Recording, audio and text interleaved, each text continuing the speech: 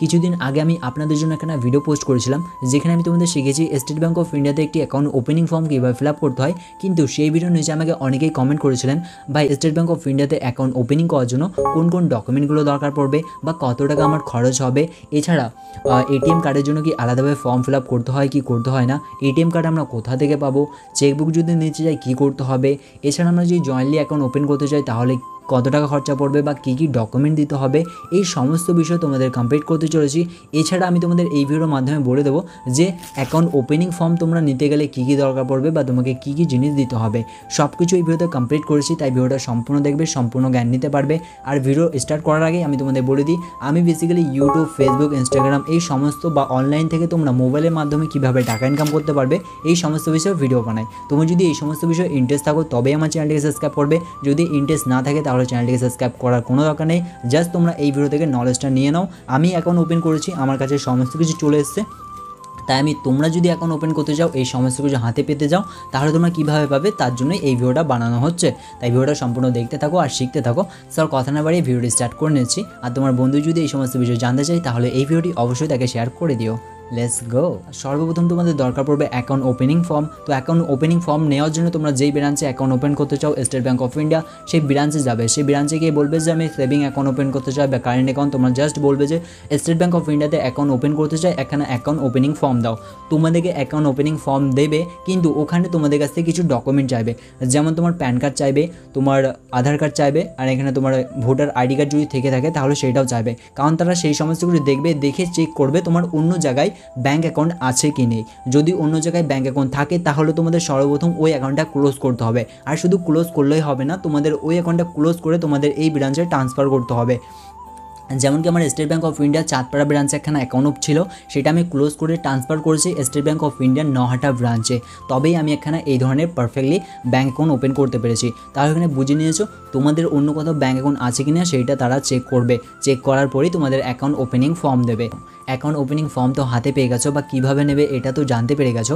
এবার আমরা জানবো কোন কোন ডকুমেন্টগুলো দরকার পড়বে। সর্বপ্রথম কথা, তোমার যদি 18 বছর হয়ে গিয়ে থাকে তাহলে ভোটার কার্ডটা বানিয়ে নেবে, আর যদি ভোটার কার্ড না থাকে তাহলে তোমার প্যান কার্ড, আধার কার্ড এই দিয়েও করতে পারো, ওকে। বাট ভোটার কার্ড থাকলে ভোটার কার্ড অবশ্যই দিতে হবে।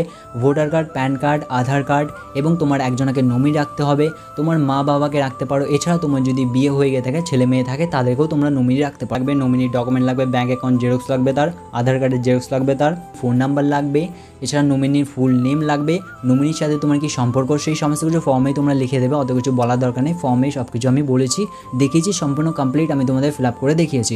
আর এই সমস্ত ডকুমেন্টে তোমাদের জেরক্স কপি তাদেরকে জমা দিতে হবে এবং তোমাদের রিয়েলটাও নিয়ে যেতে হবে, কারণ তারা রিয়েলটা চেক করবে। এছাড়া তোমাদের পাসপোর্ট সাইজ ফটো লাগবে, যেটা তোমার ফর্মে অলরেডি মেরে দেবে, ফর্মের ভিডিওতে তোমাদের বলেছি হয়তো, আর না বলে থাকলে এই ভিডিওতে আমি তোমাদের বলে দিলাম। পাসপোর্ট সাইজ ফটো লাগবে, 2 কপি নিয়ে যাবে, আর 4 কপি করে নেবে, তোমাদের পরে দরকার পড়তে পারে। এক দিদি বা এক দাদা আমাকে কমেন্ট করেছিলেন যে এটিএম কার্ডের জন্য কি আলাদাভাবে ফর্ম ফিল আপ করতে হয়। তো সর্বপ্রথম জেনে নাও যে পাসবুক অ্যাকাউন্ট ওপেনিং ফর্ম যখন তোমরা ফিল আপ করবে, ওর মধ্যে এটিএম কার্ডের ফর্ম থাকে, তোমরা যদি নিতে চাও নিতে পারো, ফিল আপ করতে চাও করতে পারো, আর যদি না চাও, না নিতে চাও, তাহলে করার কোনো দরকার নেই। এছাড়াও তোমরা যদি পরে নিতে চাও তাহলে তোমাদের পরে আলাদাভাবে ফর্ম ফিল আপ করতে হবে এটিএম কার্ডের জন্য।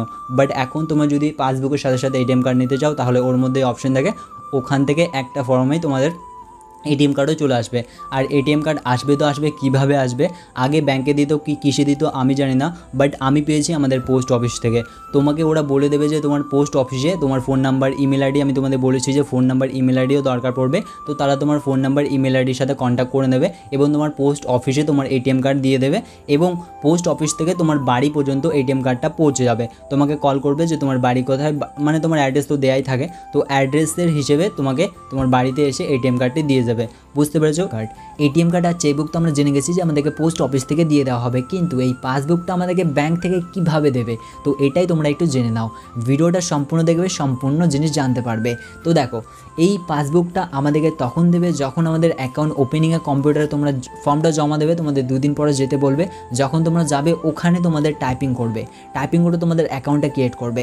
অ্যাকাউন্ট ক্রিয়েট করার পর তোমাদের অ্যাকাউন্ট নাম্বারটা তোমাদের হাতে তুলে দেবে, কাগজে লিখে তোমাদের দিয়ে দেবে, বলবে যে এই অ্যাকাউন্ট নাম্বারে তোমরা 2000 টাকা বা 3000 টাকা পে করতে বলবে। জয়েন্টলি অ্যাকাউন্ট ওপেন করলে 3000 টাকা, আর যদি সিঙ্গেল অ্যাকাউন্ট ওপেন করো তাহলে 2000 টাকা। তোমরা যখনই 2000 টাকা চার্জ পে করতে বলবো ওই অ্যাকাউন্ট নাম্বারে, তোমরা পে কোথা থেকে করবে, যেখানে ব্যাংকের মধ্যে যে ডিপোজিট অপশন থাকে, একটি হচ্ছে উইথড্র ডিপোজিট অপশন থাকে, ওই অপশনে গিয়ে বলবে পাশের ম্যাম আমাকে বললো এই অ্যাকাউন্ট নাম্বারে 2000 টাকা ডিপোজিট করতে, আমি নতুন অ্যাকাউন্ট ওপেন করছি তার জন্য।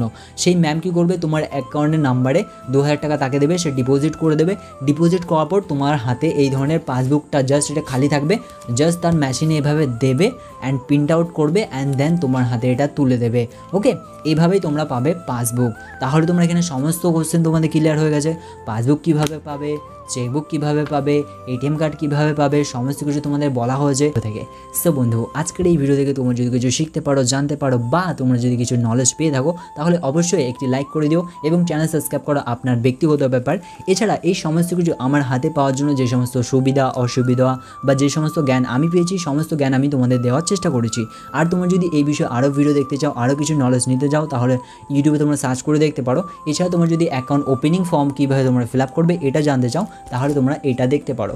সো আজকের মতো ভিডিওটা এখানেই এন্ড করছি। তোমরা পৃথিবীর যেখান থেকে আমার এই ভিডিও দেখছো, ভালো থেকো, সুখী থেকো এবং নিজের স্বপ্নের উপর কাজ করতে থেকো। সফলতা একদিন নিশ্চয়ই পাবে। রোহিত ভাই সাপোর্ট তোমাদের সাথে আছে আর থাকবে। আজকের মতো টাটা, বাই বাই, জয় হিন্দ।